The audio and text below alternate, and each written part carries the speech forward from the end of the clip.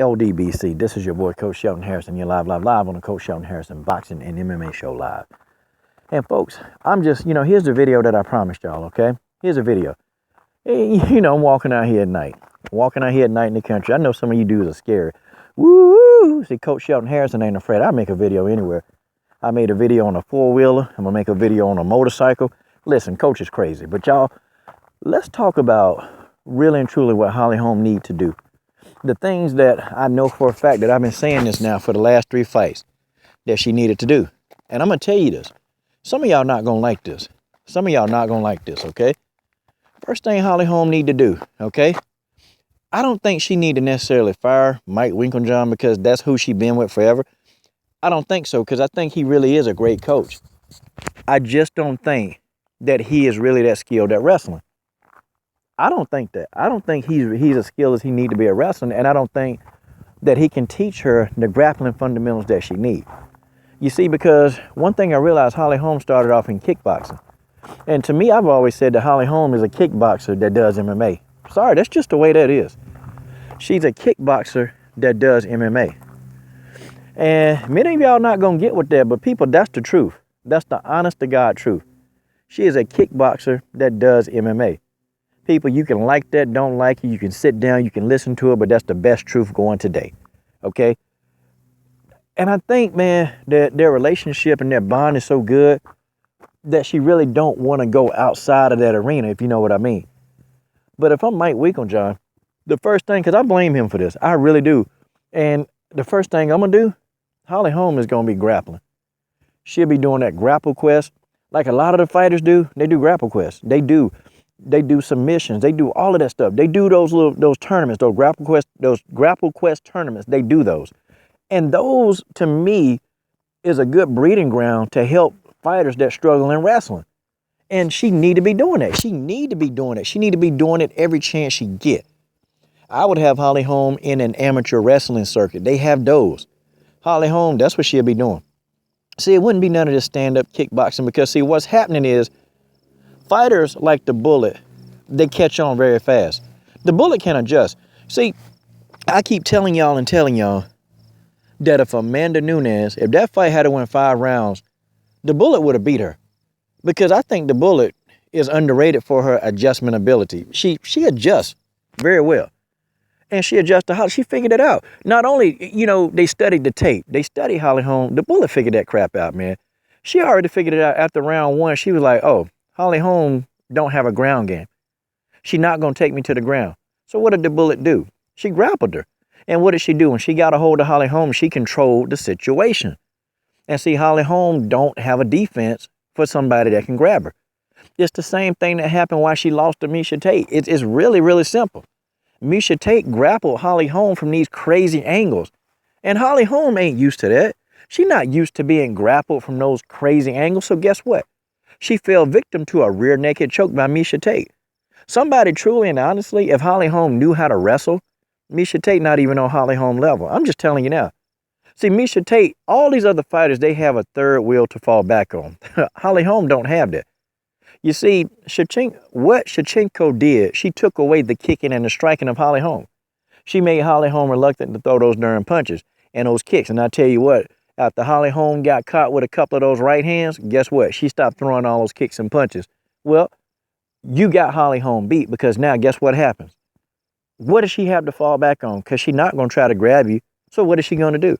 She's going to do the exact same thing she's been doing, trying to kick you and punch you. And she's going to have less success. And the more rounds that she had fought with the Bullet, Holly Holm probably would have got knocked out if it was like 6 or 7 rounds. She probably would have got knocked out because the Bullet was hitting her too cleanly, man. It's like she knew what Holly was doing. And she already knew that, well, Holly ain't going to try to take me down. See, that could be a great equalizer for Holly Holm. Could you imagine, instead of throwing a kick or a punch, the first thing she'd do is she'd take an opponent to the ground. Do you know that would throw off any opponent that she's in the ring with because they're expecting her to throw a punch or to throw a kick? That'll throw them off. They'd be like, they wouldn't be expecting that. And Holly Holm has never, people, I done the research, she's never submitted an opponent. You know what that tell me? You a kickboxer that does MMA. And see, that's dangerous because see, when you start getting to the upper echelon of opponents that's got that jiu-jitsu skill set, that's even got a judo or a wrestling skill set, or an MMA fighter that's adept at submission techniques, Holly Holm in trouble. Because see what they're gonna do, they're gonna get stuck, they're gonna catch on, they're going to shoot up under her kicks and punches. They're gonna grab her, take her to the ground, and try to submit her. That's what Miesha Tate did. And Miesha Tate, the only reason why that Holly Holm, the only reason why the Ronda Rousey couldn't beat Holly Holm, Ronda Rousey don't have the footwork to deal with a Holly Holm. That's just the way that is, okay? Ronda Rousey don't have that kind of footwork. See, Miesha Tate has the agility and she has the footwork to deal with a person that moves around the ring. So she was able to catch Holly Holm at an odd angle and take her down. See, Ronda Rousey is only straight ahead and straight forward. See, that's why Holly Holm has so much success. Ronda Rousey don't have the foot movement. And people used to say, well, Ronda Rousey has all these attributes. She really don't have foot movement. Now, Ronda Rousey is still a good MMA fighter. She good, okay? And she got beat by the best. She's been beaten once, only in her career. So I still say that Ronda Rousey is really that good. But the thing of it is, though, you know, when you get a person in a blueprint to beat Ronda Rousey out there, if you got good foot movement and if you got a good jab, you can beat Ronda Rousey. That's the blueprint. Because, see, Ronda Rousey, the only thing she relied on was her wrestling. See, her and Holly, they're very one-dimensional fighters. When I say that, they're good fighters, but they're one-dimensional. See, the only thing Ronda has is her jiu-jitsu. That's it. When you take that away from her, when she can't take you to the ground, you beat Ronda Rousey. The solution is very, very simple. When you take away the kicks and strikes of Holly Holm, you can defeat Holly Holm. You see, there's the problem. And I blame the coach because, see, there's no way that if I know that my athlete got beat because of a discipline in MMA that she don't know, there's no way that I'm letting my athlete right back in that ring again and not have the skill set. Holly Holm, every time I see Holly, take them gloves off. Take them gloves off, because you finna get on this mat and we finna wrestle. Yep, go over there and wrestle that dude. And you gonna wrestle. I have Holly Holm on her back, you know, getting used to getting out of grappling positions where she laying back down.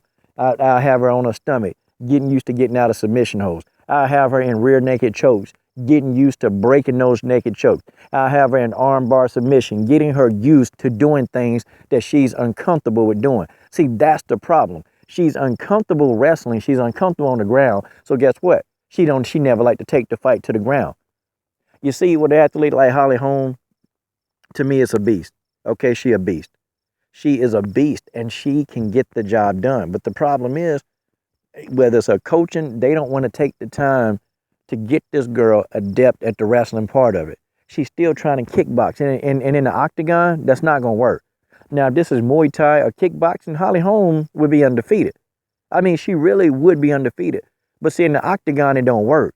There's so many other dimensions in the octagon that, you know, kickboxers and Muay Thai specialists, and I even think Muay Thai, they're probably more suited to do MMA than a kickboxer is. I just think so because parts of Muay Thai, you have to be able to grapple, you have to be able to clinch, and you also do types of takedowns in Muay Thai. But kickboxing, you don't do any takedowns.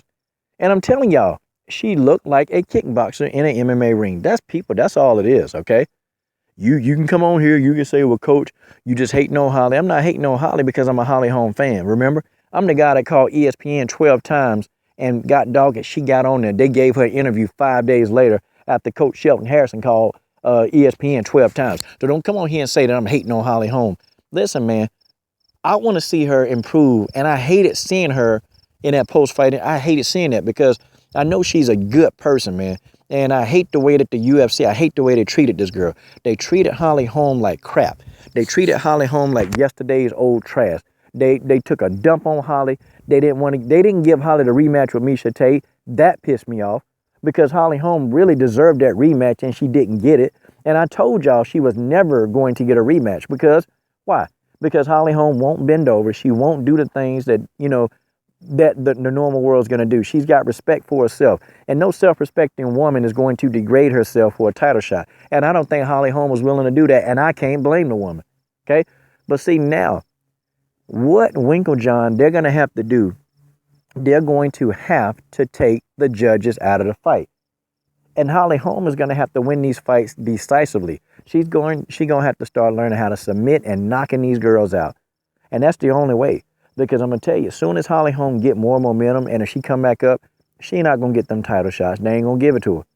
because a fighter like Holly Holm is very, very dangerous because with one kick, she can end the fight. I'm telling y'all, with one kick, Holly Holm can end this fight, and that's just how it is. But you guys, you tell me what you think. Holly Holm needs to work the wrestling, and Winklejohn, he needs either bring somebody else in there, or dang it, they need to be committed to getting this ground game under control, because if she does not do that, she's going to continue to lose. Every time she turn around, she's going to take a L in the octagon.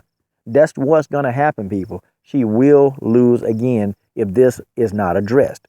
This is your boy, Coach Shelton Harrison. I'm done.